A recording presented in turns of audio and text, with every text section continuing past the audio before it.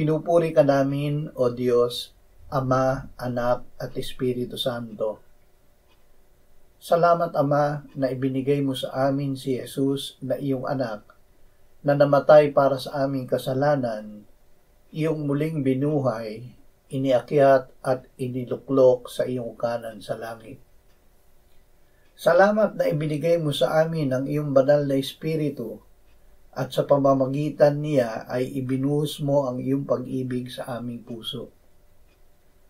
Ama, kami ay kasama ni Jesus nang siya ay namatay sa krus, at kasama niya nang siya ay iyong muling binuhay. Dahil sa iyong grasya, kami ay patay na sa kasalanan, ngunit nabubuhay sa iyo kay Kristo Jesus. Amen.